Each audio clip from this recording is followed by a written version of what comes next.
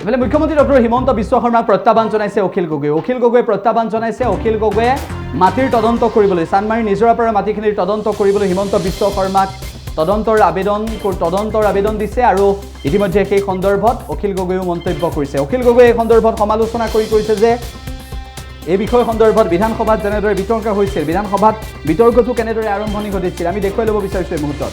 আপোনাৰ মই যদি কওঁ আপোনাৰ পৰিবাৰে বিবৰা কলেজত কেনেকৈ চাকৰি পাইছিল মইতো আজিলৈকে কোৱা নাই। গতিকে ক'ব লাগে এইটো সময়ত আপুনিও ঠিক আছে। এই দিনাখন ইণ্টাৰভিউত মই আপোনাক আগত কওঁ আপোনাৰ পৰিবাৰতকৈ চোকা ছোৱালীক পিছ পেলাই থৈ চাকৰি দিয়া হৈছিল, পেপাৰত ওলাইছিল, ৰেকৰ্ড আছে। মই আজি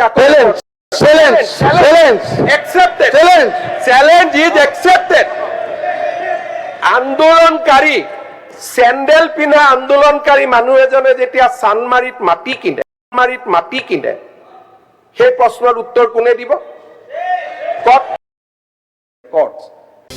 ইয়াৰ সমান্তৰালভাৱে আমি উল্লেখ কৰিছোঁ অখিল গগৈয়ে ইয়াৰ পিছত প্ৰতিক্ৰিয়া প্ৰকাশ কৰিলে। অখিল গগৈয়ে তদন্তৰ আবেদন দিছে মুখ্যমন্ত্ৰীলৈ আৰু অখিল গগৈয়ে প্ৰত্যাহ্বান জনালে হিমন্ত বিশ্ব শৰ্মাক। এনেদৰে ৰাজ্যৰ ৰাজনীতিত আৰু এটা বিষয় আহি পৰিছে।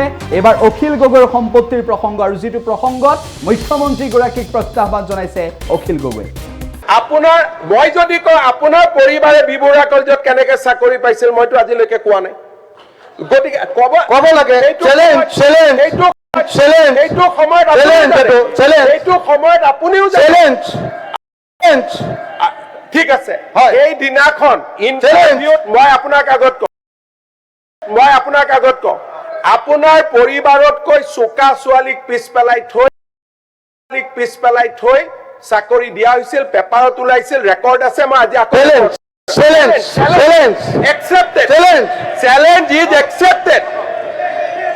আন্দোলনকাৰী চেণ্ডেল পিন্ধা আন্দোলনকাৰী মানুহ এজনে যেতিয়া চানমাৰীত মাটি কিনে সেই প্ৰশ্নৰ উত্তৰ কোনে দিব? মই যদি কওঁ আপোনাৰ পৰিবাৰে বিবৰা কলেজত কেনেকৈ চাকৰি পাইছিল মইতো আজিলৈকে কোৱা নাই। গতিকে ক'ব লাগে এইটো সময়ত আপুনিও ঠিক আছে। এই দিনাখন ইণ্টাৰভিউত মই আপোনাক আগত কওঁ আপোনাৰ পৰিবাৰতকৈ চোকা ছোৱালীক পিছ পেলাই থৈ চাকৰি দিয়া হৈছিল, পেপাৰত ওলাইছিল, ৰেকৰ্ড আছে। মই আজি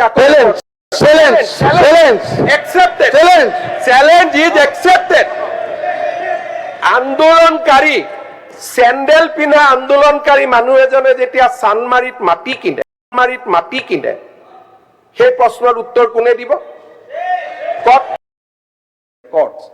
যিকোনো খবৰৰ বাবে যোগাযোগ কৰক 7099017330 লগতে 7099017110 নম্বৰত।